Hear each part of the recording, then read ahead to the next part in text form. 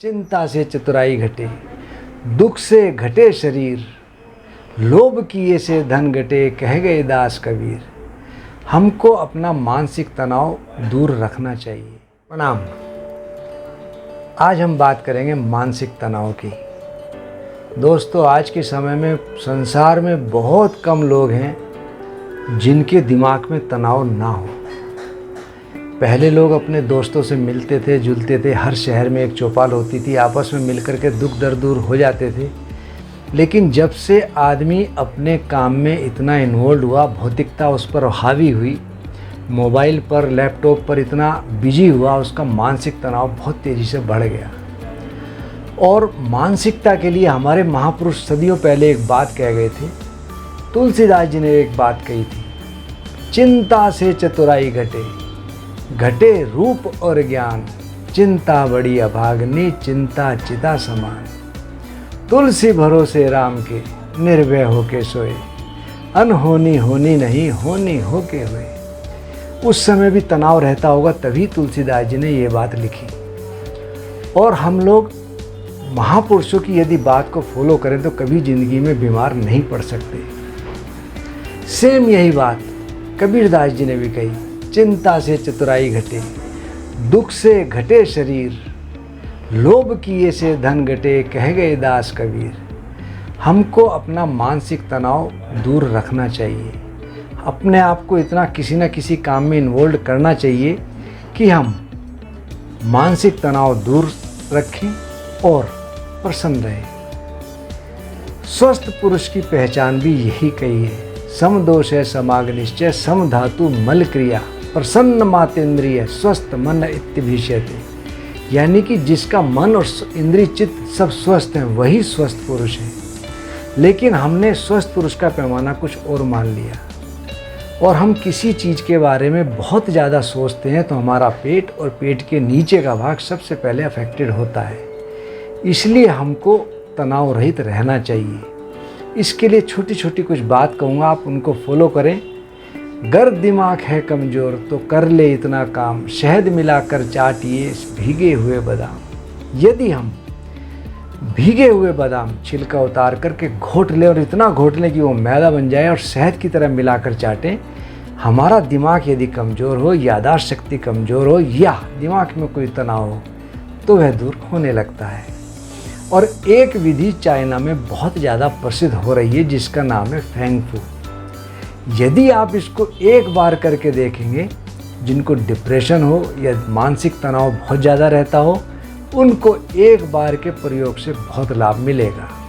आप एक बर्फ़ का टुकड़ा ले लें, हर घर में फ्रिज विद्यमान है, फ्रिज ना भी हो तो बर्फ़ हर जगह मिल जाती है। यदि हम उस बर्फ़ के टुकड़े को अपनी गर्दन और सिर का जहाँ जॉइंट्स होता है वहाँ पर 30 से 40 सेकंड तक रखें, तो आप देखेंगे कि वह हिस्सा हमारा सुन्न होने लगता है। इस क्रिया को थोड़ा थोड़ा हम आगे बढ़ा भी सकते हैं। और जब बिल्कुल सुन्न होने लगे तो वहाँ से बर्फ़ का टुकड़ा हटा लें, और जब उसका ब्लड सर्कुलेशन प्रॉपर होने लगे, वहाँ गर्माहट आने लगे, तो आप देखेंगे हमारे चेहरे के ऊपर एक अलग ही ताजगी आने लगती है। हमारा डिप्रेशन का असर कम होने लगता है। कई बार बहुत ज़्यादा मानसिक तनाव के कारण हमारी नींद कम होने लगती है। यदि हम नींद कम हो रही हो तो रात्रि में एक बाल्टी पानी ले लें, नॉर्मल पानी हो, उसमें पैर भिगो करके रख लें, और 15 मिनट रखने के बाद पैर पोंछ लें, और नाखून पर या तो ब्रांडी हो या सरसों का तेल हो, उसको लगाएं, तो आप देखेंगे कि आपको बहुत अच्छी नींद आने लगती है और तनाव का असर कम होने लगता है। मानसिक तनाव जिस व्यक्ति के दिमाग में होता है, उस समय दिन तो उसका आराम से कट जाता है इधर उधर बैठ के, लेकिन ये दिक्कतें रात में उसको तेज़ी से क्लिक करती हैं। ऐसी अवस्था से बचने के लिए यदि हम हल्का सा कपूर और पिपरमिंट मिलाकर अपनी कनपट्टी पर और नाक पर लगाएं तो हमको बड़ा रिलैक्स महसूस होता है।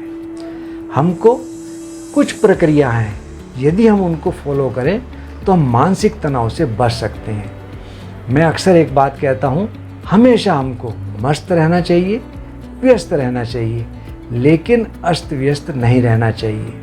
जब भी हम अस्त व्यस्त होंगे, हम ज़्यादा सोचेंगे तो चिंता का हमारे शरीर के अंदर तो प्रवेश होता ही है, लेकिन उस समस्या का समाधान नहीं होता।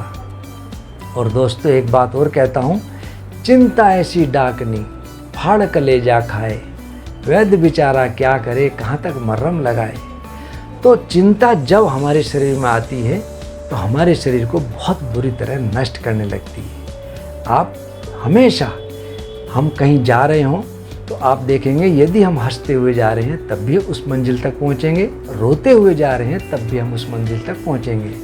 लेकिन यदि हम हंसते हंसते जाएंगे तो हमारी मंजिल बहुत आसानी से हमको मिलेगी। यदि हम ब्राह्मी वटी का नियमित रूप से 2-2 गोली सेवन करते रहें तो हमारा मानसिक तनाव दूर होता है और हमारा मानसिक दौर्बल्यता दूर होती है और हमारे शरीर में ताजगी आने लगती है। दोस्तों हम आपको नित्य नई जानकारियाँ देते रहते हैं। आप हमारा चैनल आदर्श आयुर्वेदिक ज़रूर सब्सक्राइब करें और लोगों से भी कराएं, जिससे उनको भी नई नई जानकारियाँ मिल सकें।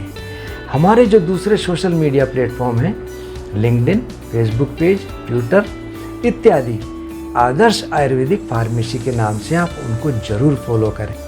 मैं ऑनलाइन और ऑफलाइन हर समय आप लोगों के लिए उपलब्ध हूँ। यदि आपकी कोई समस्या है तो आप कॉल करें, व्हाट्सएप करें। आप हमसे फ्री में कंसल्टेंट पा सकते हैं। कंसल्टेशन की हम कोई फीस नहीं लेते। आप हमसे ज़रूर बात करें। धन्यवाद।